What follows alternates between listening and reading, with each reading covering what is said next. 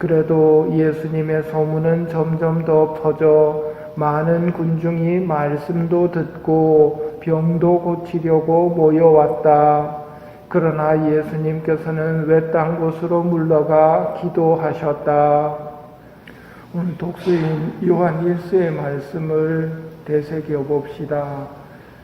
하느님께서 우리에게 영원한 생명을 주셨고 그 생명이 당신 아드님에게 있다는 것입니다. 하느님께서 영원한 생명을 주셨고 영원한 생명이 당신 아드님 예수님에게 있다는 것입니다. 우리가 예수님을 따라야 하는 이유가 여기에 있습니다. 아드님을 모시고 있는 사람은 그 생명을 지니고 있고 하느님의 아드님을 모시고 있지 않는 사람은 그 생명을 지니고 있지 않습니다. 내가 여러분에게 이 글을 쓰는 까닭은 여러분이 영원한 생명을 지니고 있음을 알게 하려는 것입니다. 이것이 우리의 신앙입니다. 영원한 생명을 지니신 예수님께서 우리에게 말씀하시는 것은 당신을 따를 것인지 말 것인지에 대한 결단을 우리가 내려야 하고 따르려는 사람에게는 이렇게 말씀하십니다. 누구든지 내 뒤를 따라오려면 자신을 버리고 제 십자가를 지고 따라야 한다. 왜 그래야 됩니까? 예수님의 뒤를 따를 때 영원한 생명에 도착하게 되기 때문입니다. 하늘나라에 도착하게 되기 때문입니다. 그래서 예수님을 따라가야 합니다. 오늘 복음에서 만나는 예수님의 모습은 예수님께서는 외딴 곳으로 물러가 기도하셨다입니다. 이 모습은 예수님께서 우리에게 기도를 어떻게 해야 하는지 직접 보여주시는 장면입니다. 기도는 바쁘고 시간이 없더라도 우선적으로 해야 하는 것임을 말씀하십니다. 예수님께서는 하느님을 만나기 좋은 장소로 나가 기도하십니다. 기도하십시오. 마지못해서라도 기도하십시오. 많이 기도하는 사람은 구원을 받습니다. 적게 기도하는 사람은 위태롭습니다. 그리고 기도하지 않는 사람은 벌 받을 것입니다.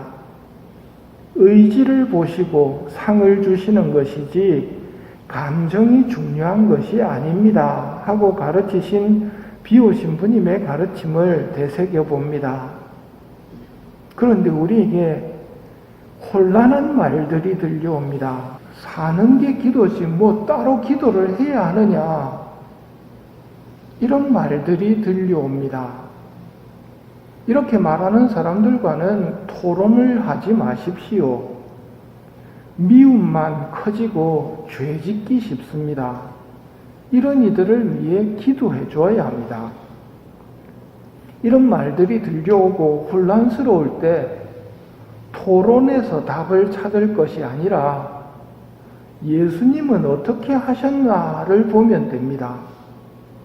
우리는 예수님을 따르는 사람들이니 예수님을 봅시다. 나병 환자를 고치신 예수님의 소문은 점점 더 퍼져 많은 군중이 말씀도 듣고 병도 고치려고 모여왔다.